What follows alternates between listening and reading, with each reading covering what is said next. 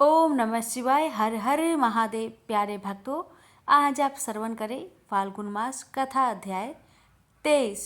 इस वीडियो में सुनेंगे श्री शिव महापुराण की 23वें दिन की कथा। ब्रह्मा जी बोले, हे देव ऋषि, जब नारायण देव जल में शयन करने लगे उस समय उनकी नाभि से भगवान शंकर की इच्छा से सहसा एक विशाल तथा उत्तम कमल प्रकट हुआ। उसमें असंख्य नाल दंड थे।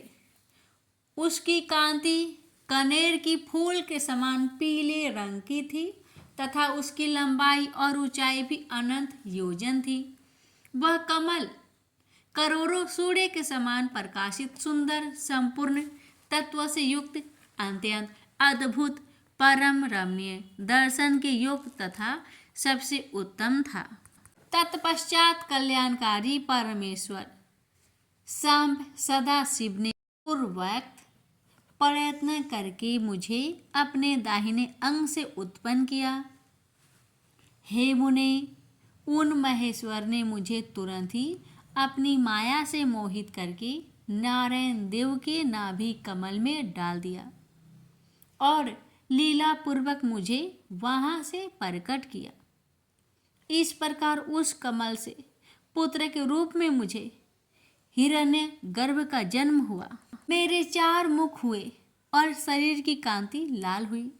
मेरे मस्तक त्रिपुंड की रेखा से अंकित थे। हे तात, भगवान शिव की माया से मोहित होने के कारण मेरी ज्ञान शक्ति इतनी दुर्बल हो रही थी कि मैंने उस कमल के अतिरिक्त दूसरे किसी को अपने शरीर का जनक या पिता नहीं जाना। मैं कौन हूँ? कहाँ से आया हूँ? मेरा कार्य क्या है? मैं किसका पुत्र होकर उत्पन्न हुआ हूँ और किसने इस समय मेरा निर्माण किया है? इस प्रकार संचय में पड़े हुए मेरे मन में यह विचार उत्पन्न हुआ, मैं किस लिए मोह में पड़ा हुआ हूँ? जिसने मुझे उत्पन्न किया है उसका पता लगाना तो बहुत सरल है। इस कमल पुष्प का जो पत्र युक्त नाल है उसका उद्गम स्थान इस जल के भीतर नीचे की ओर है। जिसने मुझे उत्पन्न किया है वह पुरुष भी वही होगा, इसमें संशय नहीं है। ऐसा निश्चय करके मैंने अनेकों कमल से नीचे उतारा। हे मुने, उस कमल की एक एक नाल में गया और सैकड़ों वर्षों तक वहाँ भ्रमण करता रहा। कहीं भी उस कमल के उद्गम का उत्तम स्थान मुझे नहीं मिला। तब पुनः संचय में पड़कर मैं उस कमल पुष्प पर जाने के लिए उत्सुक हुआ और हे मुने, नाल के मार्ग से उस कमल पर चढ़ने लगा। इस तरह बहुत ऊपर जाने पर भी मैं उस कमल के केश को ना पा सका। उस दशा में और भी मोहित हो उठा। मुझे नाल मार्ग से भ्रमण करते हुए पुनः सैकड़ों वर्ष व्यतीत हो गए, किंतु उसका कोई पता न चला। तब मैं मोहित होकर एक क्षण वहीं रुक गया। हे मुने, उस समय भगवान शिव की इच्छा से परम मंगलमयी तथा उत्तम आकाशवाणी प्रकट हुई, जो मेरे मोह का विध्वंस करने वाली थी। उस वाणी ने कहा, तब तपस्या करो। उस आकाशवाणी को सुनकर मैंने अपने जन्मदाता पिता का दर्शन करने के लिए उस समय पुनः प्रयत्नपूर्वक 12 वर्षों तक घोर तपस्या की। तब मुझ पर अनुग्रह करने के लिए ही 4 भुजाओं और सुंदर नेत्रों से सुशोभित भगवान विष्णु वहां सहसा प्रकट हो गए। उन परम पुरुष ने अपने हाथों में शंख, चक्र, गदा और पद्म धारण कर रखे थे। उनके सारे अंग सजल जलधर के समान श्याम कांति से सुशोभित थे। उन परम प्रभु ने सुंदर पीतांबर पहन रखा था। उनके मस्तक आदि अंगों में मुकुट आदि महामूल्यवान आभूषण शोभा पा रहे थे। उनका मुखा रविंद्र प्रसन्नता से खिला हुआ था। मैं उनकी छवि पर मोहित हो रहा था। वो मुझे करोड़ों कामदेवों के समान मनोहर दिखाई दिए। उन चतुर्भुज भगवान विष्णु का वह अत्यंत सुंदर रूप देखकर मुझे बड़ा आश्चर्य हुआ। वे सावली और सुनहरी आभा से उपदासित हो रहे थे। उस समय उन सद सत स्वरूप सर्वात्मा महाबाहु नारायण देव को वहाँ उस रूप में अपने साथ देखकर मुझे बड़ा हर्ष हुआ। मैं उस समय प्रभु शंभु की लीला से मोहित हो रहा था, इसलिए मैं अपने उत्पन्न करने वाले को न जानकर अति हर्षित होकर उनसे कहने लगा। ब्रह्मा जी बोले, मैंने उन सनातन पुरुष को हाथ से उठाकर कहा कि आप कौन हैं? उस समय हाथ के तीव्र तथा सुदृढ़ प्रहार से क्षण मात्र में ही वे जितेंद्रिय जाग करके सैया से उठकर बैठ गए। तदंतर अविकल रूप से निद्रा रहित होकर उन राजीव लोचन भगवान विष्णु ने मुझको वहां पर उपस्थित देखा और हंसते हुए बार बार मधुर वाणी में वे कहने लगे। विष्णु बोले, हे वत्स, आपका स्वागत है। हे महाधूतिमान पितामह, आपका स्वागत है। निर्भय होकर रहिए, मैं आपकी सभी कामनाओं को पूर्ण करूंगा, इसमें संदेह नहीं है। हे देवऋषि, उनके मंद हास्ययुक्त उस वचन को सुनकर रजोगुण के कारण शत्रुता मान बैठा देवश्रेष्ठ मैं उन जनार्दन भगवान विष्णु से कहने लगा, निष्पाप समस्त संहार के कारणभूत मुझे आप हंसते हुए जो हे वत्स कह रहे हैं, वह तो वैसे ही लग रहा है जैसे कोई गुरु अपने शिष्य को हे वत्स कह रहा हो। मैं ही संसार का साक्षात्कर्ता, प्रकृति का परवर्तक, सनातन अनजन्मा विष्णु ब्रह्मा, विष्णु को उत्पन्न करने वाला विश्व आत्मा, विधाता, धाता और पुंडरीकाक्ष हूँ। आप अज्ञानवश मुझे हे वत्स ऐसा क्यों कह रहे हैं? इसका कारण शीघ्र बताए। नियमतः वेद भी मुझे स्वयंभू, अज, विभू, पितामह, स्वराज, सर्वोत्तम और परमेष्ठी कहते हैं। मेरे इस वचन को सुनकर लक्ष्मीपति भगवान हरि क्रोध हो उठे और कहने लगे कि मैं जानता हूँ संसार आपको जगत कर्ता मानता है। आप संसार की सृष्टि करने और पालन करने के लिए मुझ अव्यय के अंग से अवतीर्ण हुए हैं। फिर भी आप मुझ जगन्नाथ नारायण पुरुष परमात्मा निर्विकार पुरुहूत पुरुषटूट विष्णु अच्युत ईशान संसार की उत्पत्ति आस्थान रूप नारायण महाबाहु और सर्वव्यापक को भूल गए। मेरे ही नाभि कमल से आप उत्पन्न हुए हैं, इसमें संदेह नहीं है। इस विषय में आपका अपराध भी नहीं है। आपके ऊपर तो मेरी माया है। हे चतुर्मुख, सुनिए, यह सत्य है कि मैं ही सभी देवों का ईश्वर हूँ। मैं ही कर्ता, हर्ता और भरता हूँ। मेरे समान अन्य शक्तिशाली कोई देव नहीं है। हे पितामह, मैं ही पर ब्रह्मा तथा परम तत्व हूँ। मैं ही परम ज्योति और वह परमात्मा विभू हूँ। इस जगत में आज तो यह सब चराचर दिखाई दे रहा है और सुनाई पड़ रहा है। हे चतुर्भुज, यह जो कुछ भी है वह मुझ में व्याप्त है, ऐसा आप जान ले। मैंने ही सृष्टि के पहले जगत के 24 अव्यक्त तत्व की रचना की है। उन्हीं तत्व से प्राणियों के शरीर धारक अणुओं का निर्माण होता है और क्रोध, भय आदि षड गुणों की सृष्टि हुई है। मेरे प्रभाव और मेरी लीला से ही आपके अनेक अंग हैं। मैंने ही बुद्धि तत्व की सृष्टि की है और उसमें 3 प्रकार के अहंकार उत्पन्न किए हैं।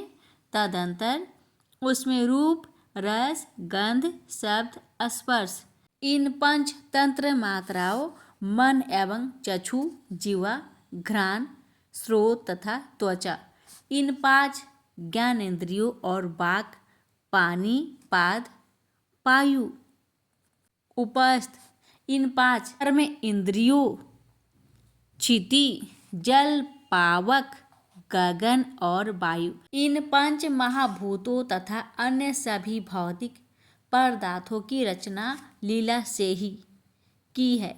हे प्रजापते, हे ब्राह्मण, ऐसा जानकर आप मेरी शरण में आ जाइए। मैं सभी दुखों से आपकी रक्षा करूंगा, इसमें संशय नहीं है।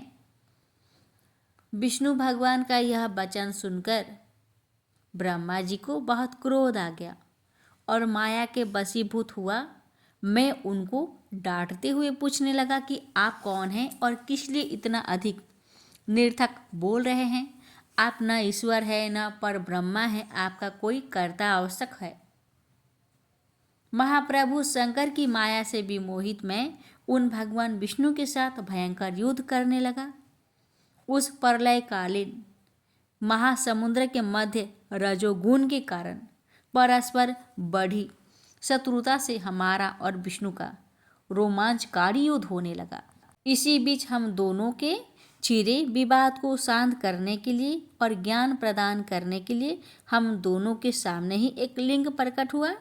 वह लिंग अग्नि की प्रचंड हजार ज्वालाओं से भी अधिक ज्वाला समूहों वाला, सैकड़ों काल अग्नियों के समान कांतिमान, क्षय एवं वृद्धि से रहित, आदि मध्य और अंत से विहीन था। वह उमा रहित, अनिर्देशीय, बिना किसी के द्वारा उपस्थित, अव्यक्त और विश्वसर्जक था। उस लिंग की सहस्त्र ज्वालाओं के समूहों को देखने मात्र से ही भगवान विष्णु मोहित हो उठे। शिव की माया से मोहित मुझसे वे कहने लगे कि इस समय मुझसे तुम इतनी स्पर्धा क्यों कर रहे हो? हम दोनों के मध्य तो एक तीसरा भी आ गया है, इसलिए युद्ध रोक दिया जाए। हम दोनों इस अग्नि से उत्पन्न लिंग की परीक्षा करें कि यह कहाँ से प्रकट हुआ है। मैं इस अनुपम अग्नि स्तंभ के नीचे जाऊंगा और हे प्रजानाथ, आप इसकी परीक्षा करने के लिए वायु वेग से प्रयत्नपूर्वक शीघ्र ऊपर की ओर जाइए। ब्रह्मा जी बोले। तब ऐसा कहकर विश्वात्मा भगवान विष्णु ने वाराह का रूप धारण किया और हे मुने, मैंने भी शीघ्र हंस का रूप बना लिया। उसी समय से लोग मुझे हंस हंस और विराट ऐसा कहने लगे। जो हंस हंस यह कहकर मेरा नाम का जप करता है, वह हंस स्वरूप ही हो जाता है। अत्यंत श्वेत अग्नि के समान चारों ओर से पंखों से युक्त और मन तथा वायु के वेग वाला होकर मैं ऊपर के भी ऊपर लिंग का पता लगाते हुए चला गया। उसी समय विश्व आत्मा नारायण ने भी अत्यंत श्वेत स्वरूप धारण किया। 10 योजन चौड़े, 100 योजन लंबे, मेरु पर्वत के समान शरीर वाले, श्वेत तथा अत्यंत तेज दाढ़ों से युक्त, प्रलयकालीन सूर्य के समान कांतिमान, दीर्घ नासिका से सुशोभित, भयंकर घुर घुर की ध्वनि करने वाले, छोटे छोटे पैरों से युक्त, विचित्र अंगों वाले, विजय प्राप्त करने की इच्छा से परिपूर्ण, दृढ़ तथा अनुपम वराह का स्वरूप धारण करके वे भगवान विष्णु भी अत्यंत वेग से उसके नीचे की ओर गए। इस प्रकार रूप धारण कर भगवान विष्णु 1000 वर्ष तक नीचे की ओर ही चलते रहे। उसी समय से पृथ्वी आदि लोकों में श्वेतवारा नामक कल्प का प्रादुर्भाव हुआ। हे देवऋषि, यह मनुष्य की काल गणना की अवधि है। इधर अत्यंत तीव्र गति से नीचे की ओर से जाते हुए महातेजस्वी विष्णु बहुत प्रकार से भ्रमण करते रहे, किंतु महावारा रूपधारी विष्णु उस ज्योतिर्लिंग की मूल का अल्प भाग भी न देख सके। हे अरिसुदन, तब तक मैं भी उस ज्योतिर्लिंग के अंत का पता लगाने के लिए वेग से ऊपर की ओर जाता रहा। यत्न पूर्वक उस ज्योतिर्लिंग के अंत को जानने की इच्छुक मैं अत्यंत परिश्रम के कारण थक गया और उसका अंत बिना देखे ही थोड़े समय में नीचे की ओर लौट पड़ा। उसी प्रकार सर्वदेव स्वरूप महाकाय कमल लोचन भगवान विष्णु भी थकान के कारण ज्योतिर्लिंग का अंत देखे बिना ही ऊपर निकल आए। शिव की माया से विमोहित विष्णु आकर मेरे साथी भगवान शिव को बार बार प्रणाम करके व्याकुल चित्त से वहां खड़े रहे। पृष्ठ परदेश की ओर से, पार्श्वों की और की ओर से परमेश्वर शिव को मेरे साथ ही प्रणाम करके विष्णु भी सोचने लगे कि यह क्या है। वह रूप तो अनिर्देश्य, नाम तथा कर्म से रहित, अलिंग होते हुए भी लिंगता को प्राप्त और ध्यान मार्ग से अगम्य था। तदंतर अपने मन को शांत करके मैं और विष्णु दोनों शिव को बार बार प्रणाम कर कहने लगे, हे महाप्रभु, हम आपके स्वरूप को नहीं जानते। आप जो हैं वही हैं, आपको हमारा नमस्कार है। हे महेशान, आप शीघ्र ही हमें अपने स्वरूप का दर्शन कराए। हे मुनिश्रेष्ठ, इस प्रकार अहंकार से अविष्ट हुए हम दोनों को वहाँ नमस्कार करते हुए सैकड़ों वर्ष बीत गए। प्रेम से बोली हर हर महादेव।